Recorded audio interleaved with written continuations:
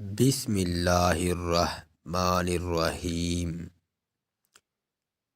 نرمی سے عورت کی اصلاح کریں ورنہ رسول اللہ صلی اللہ علیہ وآلہ وسلم نے فرمایا، عورت پسلی کی ہڈی کی طرح ہے، اگر تم اسے بالکل سیدھا کرنا چاہو گے تو تم اسے توڑ دو گے، یعنی جدائی کی نوبت آ پہنچے گی۔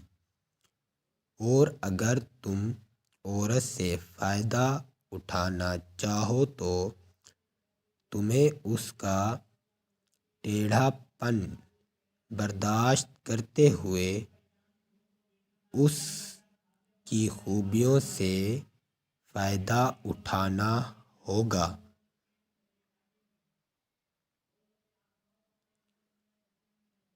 صحیح بخاری 5184۔